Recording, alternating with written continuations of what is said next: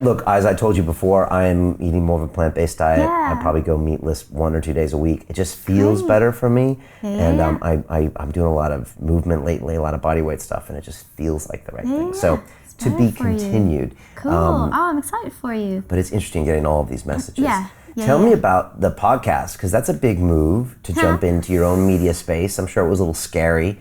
Completely. Yeah. What's that like? Yeah.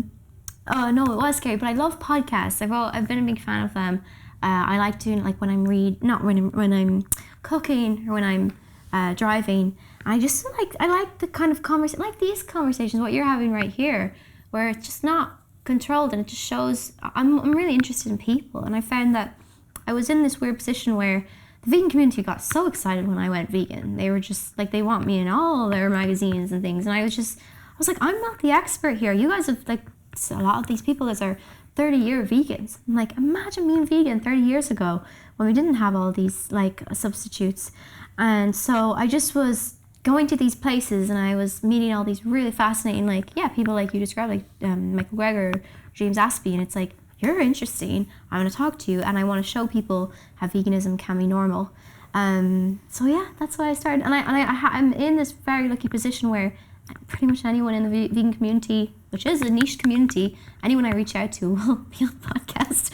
So it's like, it's just, it was all perfectly, everything was in place for me to do a podcast. Is that because of your street cred, because you're an actress? Because I have, it's just like a stupid fact that I have 1 million and something followers on Twitter. Like, people just see that and they're like, okay, because they can get their message across. And some people have children who are Harry Potter fans, and just little things like that. It's silly, but I'm grateful for it. This is, I really don't care about fame, but it's important to me. It helps me so much to do my work when I can do something like this, when people are interested in me, and then I can bring them to, last week on our podcast we had a vegan bodybuilder, and so many people, that is the thing they say, where do vegans get their protein from, or you can't be strong, and I'm a dude and I like to work out, and it's like, okay, well, I can show you this person. I love that. That's really exciting to me.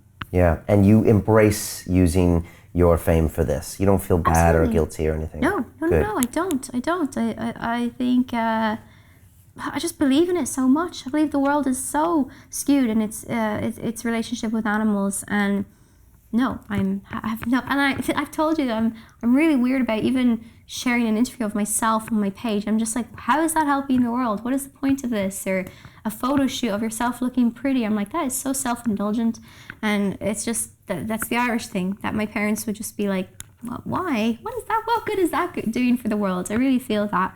And whereas, again, the veganism, whenever it's about veganism and whenever it's about animals, it's not about me. It's like, cool, I'll get out of the way and I'll just be in service. Yeah, I think it's a great way of using that Twitter following to push a message you're passionate about. And what a great way also for you to connect with all sorts of amazing people. I know, for that I've reason. met so many people. I've made a lot of friends, a big community through this.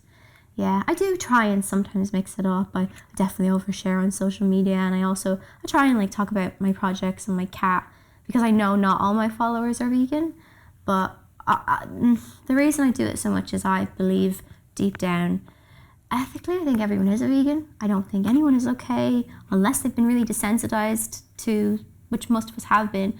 I don't think people believe it's okay to take a life in a violent way. And I'm just trying to connect them to that again. Yeah, that thing that we have as children of protect the innocent.